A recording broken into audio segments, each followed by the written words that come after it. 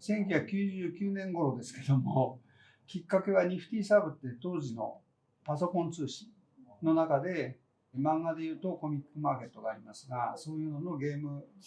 版があるといいんじゃないか。ゲームって一人でできないので、集まってやるわけですから、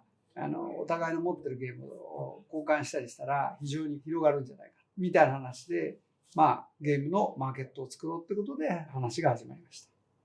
最初からやっぱりゲームを作ろうっていう人たちは少しはいたわけで、でもやっぱりインディーズっていうか、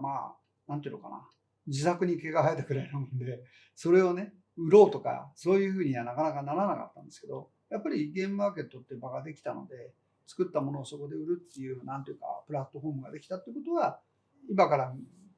考えると後知恵みたいになっちゃいますけど、いい貢献したんじゃないかなというふうには思いますね。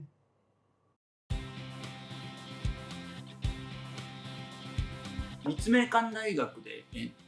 ーム制作の授業を担当するようになって、本当はゲームのメカニクスとかその辺を教える授業だったんだけど、プログラムでつまずいちゃうことが出てくるので、コンピューターゲームだけではなくてアナログのゲームも OK にして、どんなゲームでもゲーム作れば OK だよっていうことにして学生に作ってもらってて、ある学生が作ってきたゲームに対してこうした方がもっと面白くなるよって言って改善していったものが結構面白くなったので、ゲームマーケットってあるから出しなよって言ったんだけど、もう学生、僕があんまり良い先生じゃなかったんですよね。あんまりこうしたらって言ってるから、もうほとんど先生が作ってるから先生が出してよって言われて、一応それで想像と言葉っていうゲームを作って、その学生と僕の連名でひとまずインディーズで作ってゲームマーケットに出したのが割とゲームマに参加するきっかけですね。浄土すごろくというすごろくがあるんですけれども、振り出しスタート側の人間なんです。で、サイコロを振っていくと輪廻転生してどんどん進めていくと、仏様がいらっしゃる場所を浄土というんですけど、その浄土にゴールすると、仏様になる、成仏をするっていう、そんなすごろくが浄土すごろくと言いまして、制作された時期は江戸時代よりちょっと前だっていうふうに言われております。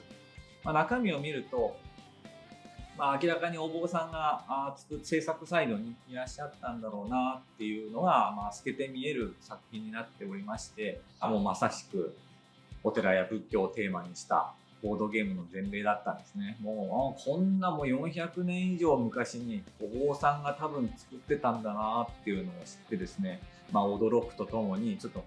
勇気づけられたと申しますか。それでお寺やね、仏教をテーマにしたこういったゲームを作ってもいいかなっていうふうに、私自身思ったんですね。もともと自分はツイッターで、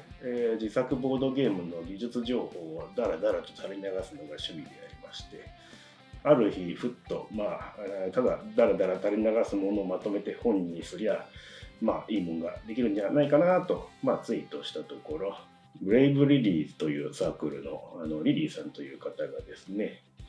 ちょっと声かけしてくれまして、ちょっと私が編集してみますからちょっと一緒にやってみませんかと、ちょっと声をかけていただいたんですね。せっかくだから乗っかってみようかなということで、できたものがあの本になります。もともと原稿は私がツイッターでダラダラ流してるだけなんで、それをメイドさん2人の会話形式プラスまとめノートというシンプルな形にして分かりやすく整理整頓されたと。まとめたのは私じゃないんですけど、おかげさまでいいものができましたという形になります。ある意味そのゲームマーケットドリームみたいなのがあるんじゃないかなと思います。例えばゲームマーケットである程度評価されたとするならば、もうすぐありますけどエッセンに打って出れるとか、海外のメーカーさんが例えば興味を持ってもらえるとか、あと有志でそのメーカーを立ち上げて、でそれでその自分たちのゲームをよりそのブラッシュアップして、自分たちだけで作ったいわゆるインディーズで作ってたところをもうちょっと例えば製品化って形でいろいろ営業したいとか、そういう形でより良い製品にしたいとかいう形で市場に出てってね、市場に出て、でそれはちゃんと評価されるっていう、ある意味ゲームマーケットドリームっていうのはね、これまでねいろいろありましたし、これからもあると思います。